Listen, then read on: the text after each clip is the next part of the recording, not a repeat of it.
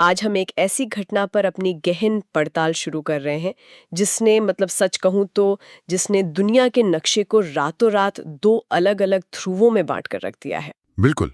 एक ऐसा भूराजनीतिक भूचाल जिसकी गूंज आज हर देश की राजधानी में सुनी जा सकती है। हाँ, अयातुल्ला अली खामेनी की मृत्यु हो चुकी है और इसके बाद जो अचानक से एक सत्ता का शून्य पैदा हुआ है ना, उसने एक नई वैश्विक धुरी को जन्म दे दिया है। एकदम सही कह रही हैं। एक तरफ हम देख रहे हैं कि अमेरिका और इजरायल खड़े हैं, तो दूसरी तरफ तेहरान, मॉस्को और बीजिंग का एक बिल्कुल अभूतपूर्व गठजोड़ आकार ले रहा है। और आज हमारे पास जो स्रोत हैं वो दरअसल ईरानी उत्तराधिकार संकट और नया शीत युद्ध से जुड़े सामरिक विश्लेषण और दस्तावेजों का एक पूरा बंडल है। हाँ, और सुबह से ही हम इन्हीं दस्तावेजों को खंगाल रहे हैं। इन्हें देखकर एक बात तो तय लगती है कि ये इतिहास का वो नाजुक क्षण है जहां कई दशकों के पुराने समीकरण अचानक से पलट गए हैं। और आज की हमारी इस डीप डाइव का मुख्य मिशन भी यही है। हमें इन विस्तृत आकलनों के आधार पर यह समझना है कि क्या ये महज एक लंबे शासन का अंत है या फिर हम अनजाने में ही तीसरे विश्व युद्ध की शुरुआत के गवाह बन रहे हैं। जो कि एक बहुत ही भयानक विचार है अपने आप में। बिल्कुल। लेकिन देखिए, इस गहराई में गोता लगाने से पहले एक बेहद महत्वपूर्ण बात स्पष्ट करना जरूरी है। आज जिन सामरिक आकलनों और खुफिया दस्तावेजों को हम डिकोड कर रहे हैं, उनमें बेहद राजनीतिक और काफी संवेदनशील दावे शामिल हैं। हाँ, जाहिर है, क्योंकि एक तरफ अमेरिका और इजरायल का नजरिया है दस्तावेजों में, और दूसरी तरफ रूस और चीन का दृष्टिकोण है। तो ये बात हम पहले ही साफ कर दें कि हमारा काम यहाँ किसी भी पक्ष, देश या विचारधारा का समर्थन करना बिल्कुल नहीं है। हम पूरी तरह से तटस्थ हैं। बिल्कुल। हमारा एकमात्र उद्देश्य बस इतना है कि इन दस्तावेजों में दी गई जानकारी और उनके परस्पर विरोधी विचारों को पूरी निष्पक्षता के साथ सामने रखा जाए, ताकि सुनने वाले इस पूरे संकट की वास्तविक जटिलता को बिना किसी लाग लपेट के समझ सकें। ठीक है, आइए इसे विस्तार से समझते हैं। इन आकलनों में जो सबसे पहला और सबसे चौंकाने वाला पहलू उभर कर आता है, वह दोनों पक्षों की सैन्य ताकत की तुलना। विश्लेषक इसे सीधा डेविड बनाम गोलियत का मुकाबला कह रहे हैं। और ऐसा कहना गलत भी नहीं है। अगर हम ग्लोबल फायर पावर 2026 के ताज़ा आंकड़ों पर नजर डालें, वे आंकड़े तो सचमुच दिमाग घुमा देने वाले हैं। हाँ, अमेरिका सैन्य ताकत के मामले में दुनिया में निर्विवाद रूप से नंबर 1 पर है, जबकि ईरान सूची में 16वें स्थान पर आता है। यह अंतर सिर्फ रैंकिंग का नहीं है, ये संसाधनों की एक बहुत बड़ी खाई है। एकदम सही। अगर रक्षा बजट की बात करें तो दस्तावेज बताते हैं कि अमेरिका का रक्षा बजट लगभग 895 बिलियन डॉलर का है। जरा इस आंकड़े की कल्पना कीजिए, 895 बिलियन डॉलर। हाँ, और इसके ठीक सामने ईरान का रक्षा बजट कहाँ ठहरता है?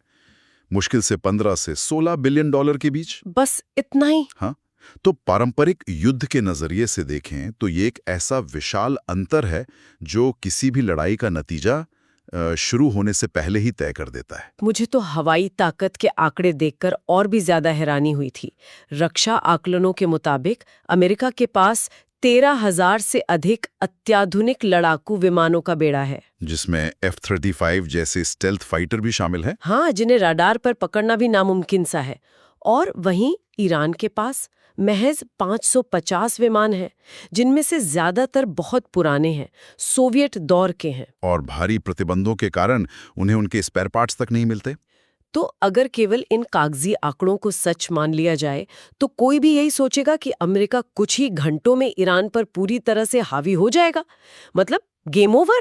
यहाँ जो बात सबसे दिलचस्प है वो ये है कि आधुनिक युद्ध सिर्फ कागजी आंकड़ों और भारी भरकम रक्षा बजट से नहीं लड़े जाते। वो कैसे? देखिए, ईरान का रणनीतिक नेतृत्व अपनी इस सैन्य विषमता को, इस कमजोरी को बहुत गहराई से समझता है। उन्हें मालूम है कि वे आसमान में या आमने सामने के पारंपरिक युद्ध में अमेरिका का मुकाबला नहीं कर सकते। तो फिर उनकी रणनीति क्या है? इसीलिए उनकी असली ताकत F-35 जेट्स में नहीं, बल्कि उनके एसिमेट्रिक वॉरफेयर में छिपी है। एसिमेट्रिक वॉरफेयर यानी छापामार और गैर पारंपरिक युद्ध की रणनीति। दुश्मन से सीधे टकराने के बजाय उसके आकार और उसकी ताकत को ही उसकी कमजोरी बना देना। बिल्कुल, लेकिन एक मिनट रुकिए। 895 बिलियन डॉलर के अमेरिकी बजट के सामने ये गैर पारंपरिक रणनीति जमीन पर आखिर काम कैसे करेगी? क्या ये सच में इतनी कारगर हो सकती है? यही वो बिंदु आता है जहां इस्लामिक रेवोल्यूशनरी गार्ड्स कॉर्प्स या जिसे हम IRGC कहते हैं, उनकी भूमिका सबसे अहम हो जाती है। ये कोई साधारण सेना नहीं है। हाँ, दस्तावेज भी यही बताते हैं। ये एक बेहद प्रशिक्षित और वैचारिक रूप से प्रेरित फोर्स है।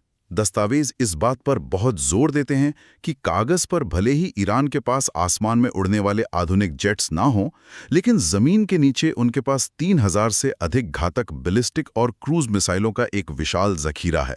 3000? हाँ, और ये कोई मामूली हथियार नहीं है। इनकी रेंज में खाड़ी में मौजूद लगभग हर अमेरिकी सैन्य ठिकाना और पूरा इजराइल आता है। और रक्षा दस्तावेजों में एक ऐसे खतरे का जिक्र भी बार बार आ रहा है जो सिर्फ सैन्य ठिकानों तक सीमित नहीं है।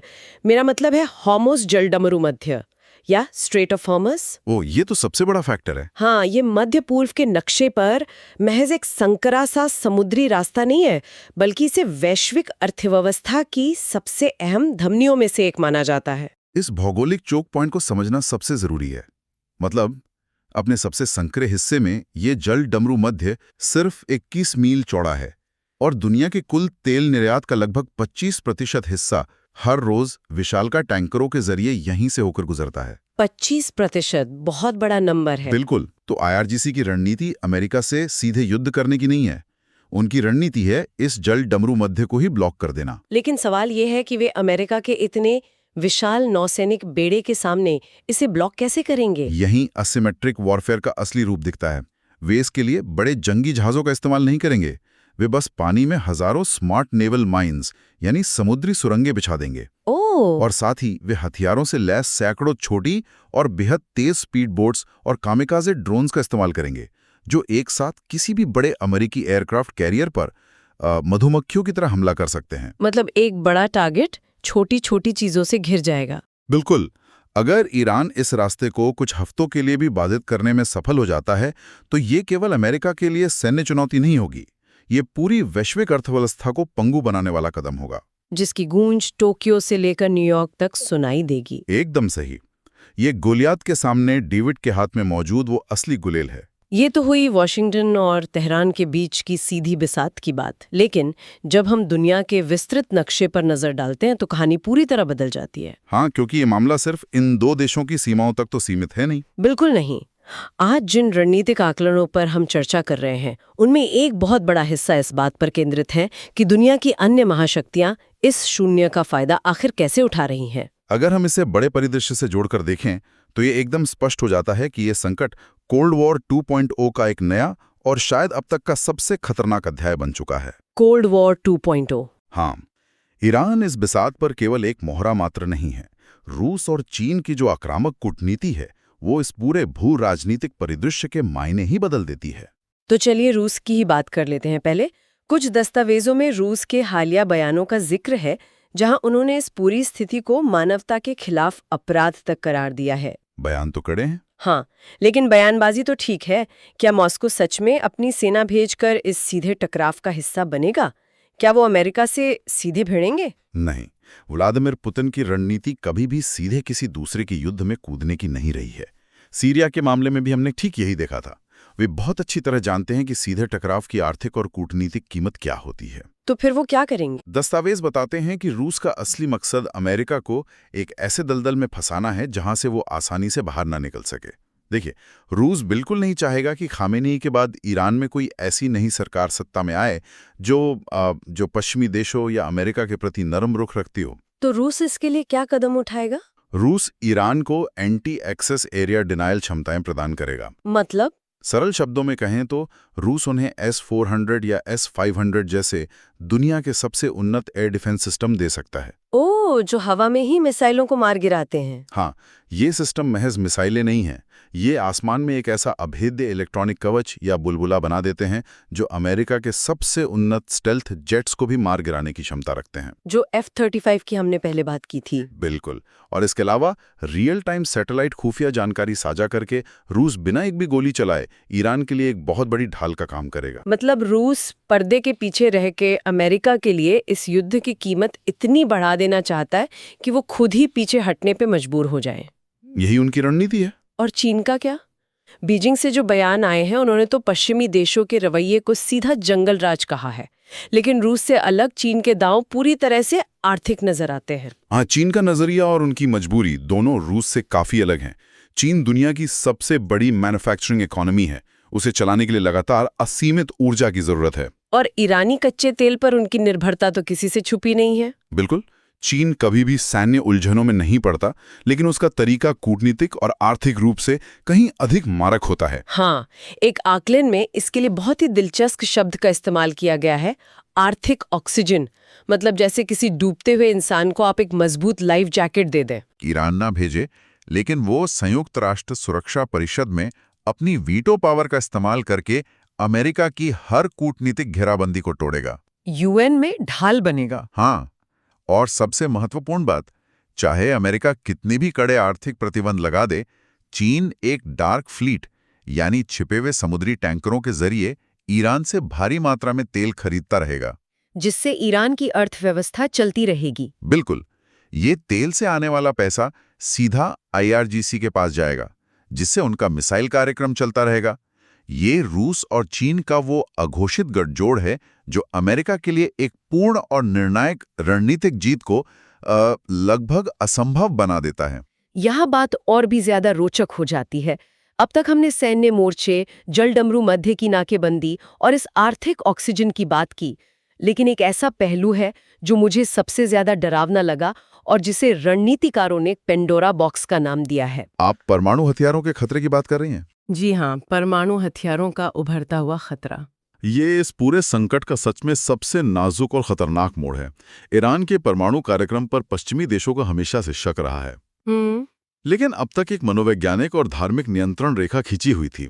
अयातुल्ला अली खामेनेई का एक आधिकारिक फतवा था, हाँ, जिसमें स्पष्ट रूप से कहा गया था कि सामरिक विनाश के हथियार यानी न्यूक्लियर वेपन्स का निर्माण और इस्तेमाल इस्लाम के सिद्धांतों के खिलाफ है। बिल्कुल। और इसी फतवे की आड़ में ईरान हमेशा ये दावा करता रहा कि उनका परमाणु कार्यक्रम केवल शांतिपूर्ण ऊर्जा के लिए है। लेकिन अब सबसे बड़ा बदलाव यही है कि खामेनेई नहीं रहे।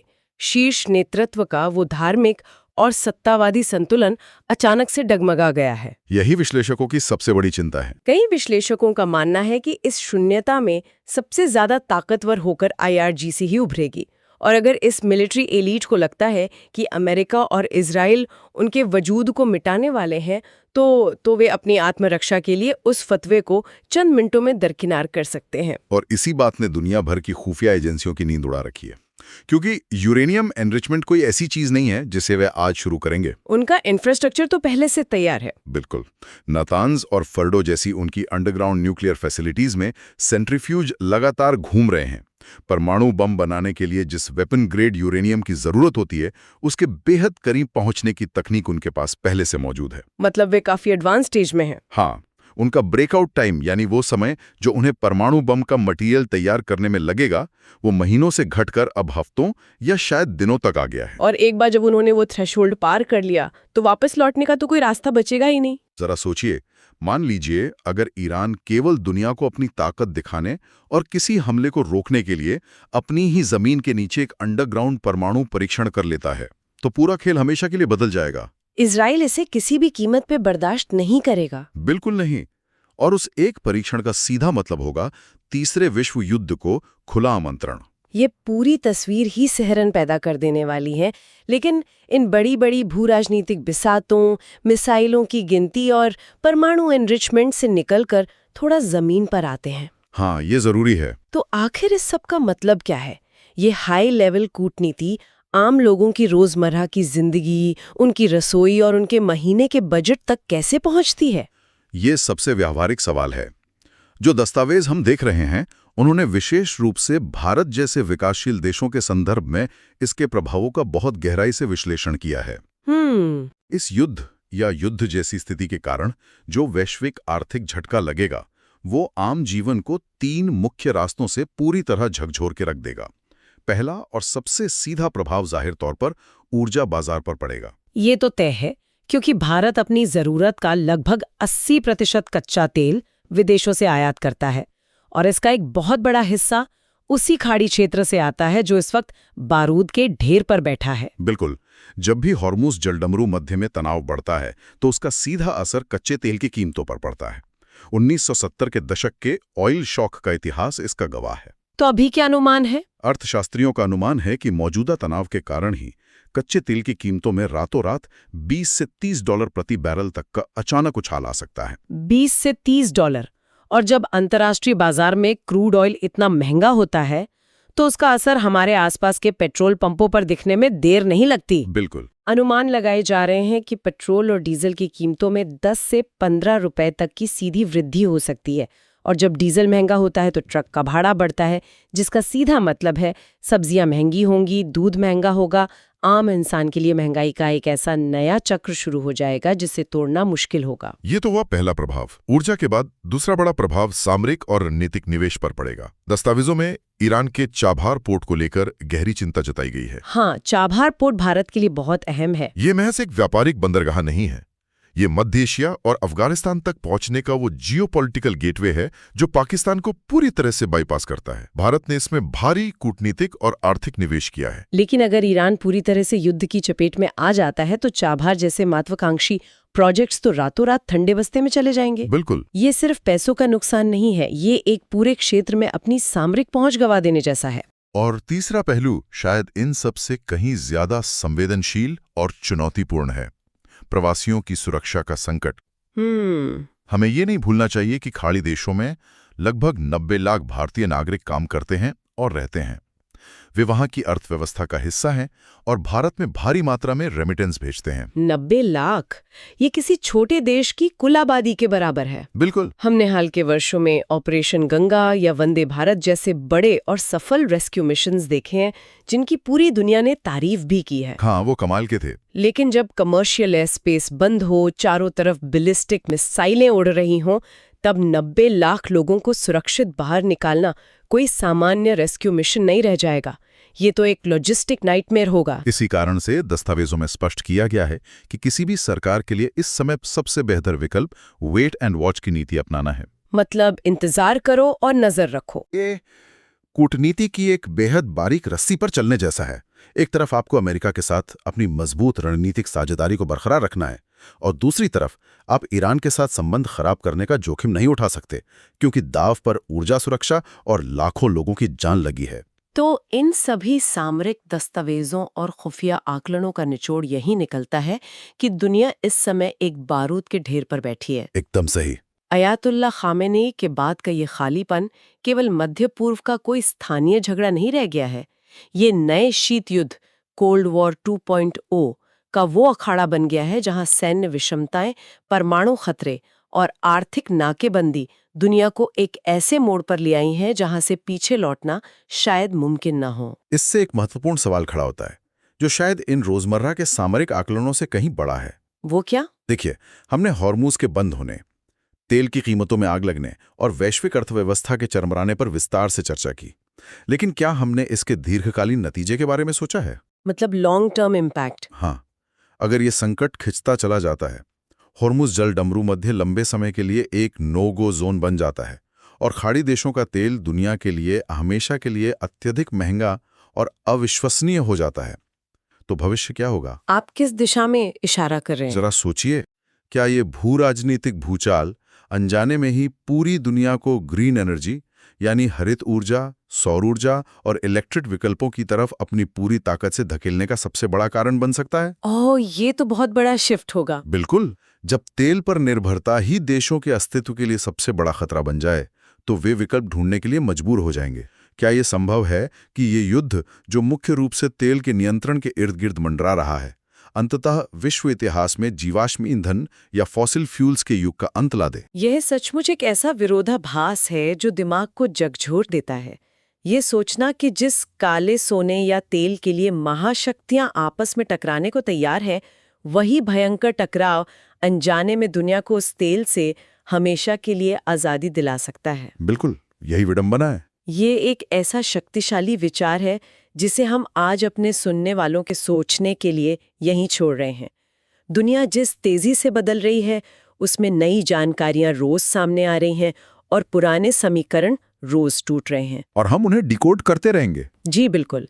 हम इसी तरह जानकारी के नए खजाने और रणनीतिक दस्तावेजों के साथ फिर से किसी नई पड़ताल में उतरने के लिए तैयार रहेंगे। तब तक सवाल पूछते रहिए, गहराई में उतरते रहिए और इस बदलती दुनिया पर अपनी नज़र बनाए रखिए।